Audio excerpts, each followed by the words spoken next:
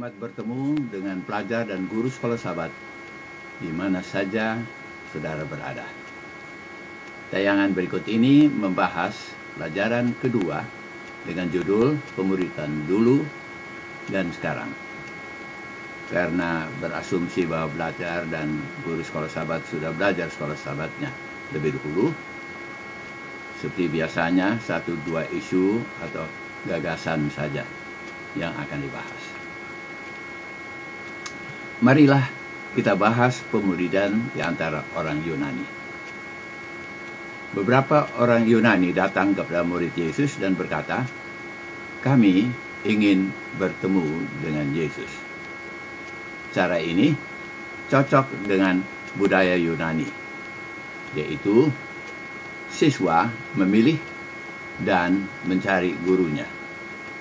Cocok pula bahwa Filipus dan Andreas sebagai murid-murid Yesus membawa dan memperkenalkan orang-orang Yunani kepada Yesus.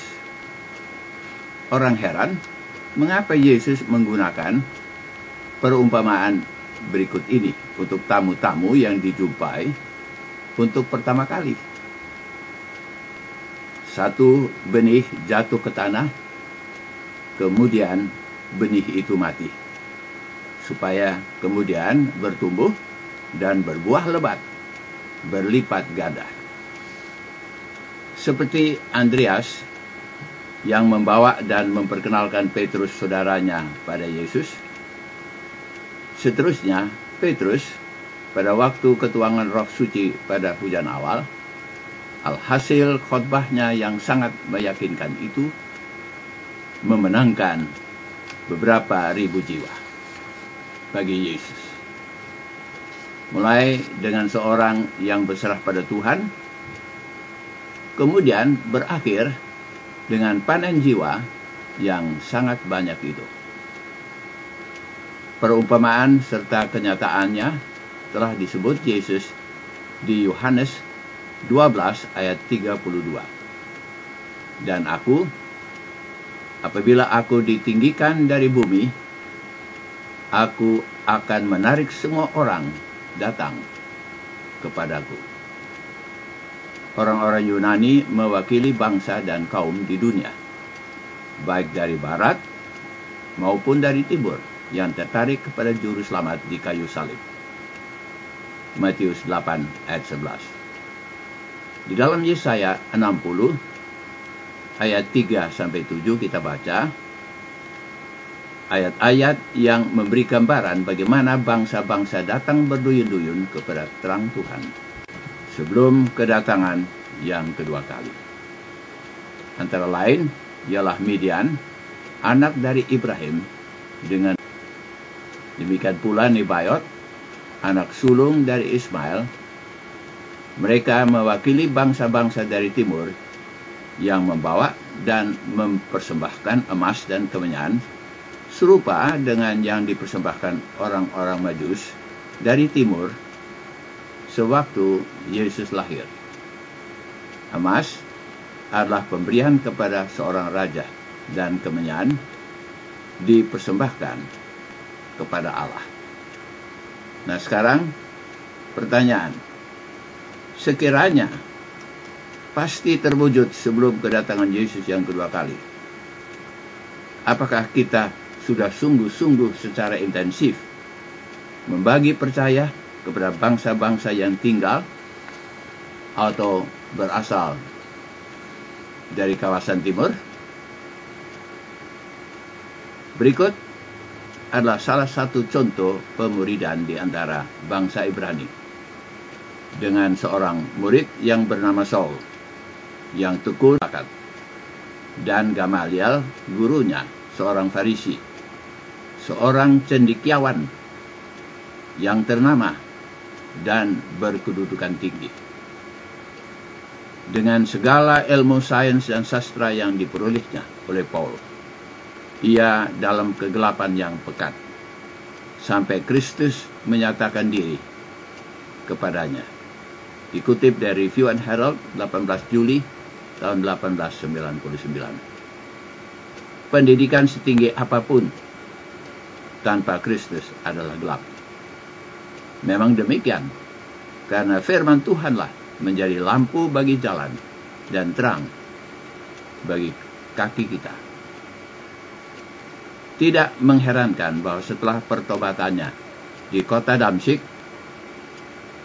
dan matanya yang buta diceraikan, ia sempat menyingkir ke Arabia seketika waktu, agar Tuhan sendiri sebagai maha gurunya mempersiapkan Saul untuk misinya sebagai rasul untuk orang-orang kafir. Saul harus kenal dan mempunyai yang akrab dengan Yesus terlebih dahulu. Serupa dengan pengalaman Petrus bersama teman-temannya setelah penangkapan ikan yang demikian banyaknya di lautan yang dalam pada siang hari. Setiap murid yang dipilih oleh Tuhan hendaknya mempunyai pengalaman rohani yang khas bagi dirinya. Ia tidak akan takut menghadapi hari depannya kalau ia mengingat kembali bagaimana Tuhan telah menuntunnya di masa yang lalu. Pertanyaan: apakah kita yang telah dipanggil oleh Yesus sebagai muridnya dapat mengenal dengan mengingat dengan jelas pengalaman rohani yang khas itu dan membaginya kepada teman-teman di kelas? Pemuridan bersama Yohanes Pembaptis adalah sesuatu yang sangat unik. Yesus sendiri bersaksi, di antara mereka yang dilahirkan oleh perempuan tidak pernah tampil seorang yang lebih besar daripada Yohanes Pembaptis. Ayat 11. Murid-murid Yohanes bersungut kepada Yohanes, mengapa murid-murid Yesus juga membaptis? Dan banyak orang berduyun-duyun mengikuti Yesus yang semakin populer. Akibatnya, murid-murid Yohanes semakin berkurang. Sesungguhnya, Yohanes sudah mengingatkan mereka sebelumnya bahwa ia bukan Mesias dan hanya diutus untuk mendahulinya sebagai pemberata jalan. Setelah Yesus dibaptis olehnya, Yohanes kemudian memperkenalkannya sebagai anak domba Allah dan Mesias yang mereka nantikan. Tidak mengherankan bahwa di antara murid-muridnya sendiri, seperti Andreas dan Yohanes, telah tinggalkan dia dan mengikut Yesus. Yesus bersaksi bahwa Yesus harus makin besar, tetapi ia harus kerendahan hati Yohanes Pembaptis melambangkan kerendahan hati mereka yang membawa pekabaran amaran yang terakhir bagi dunia.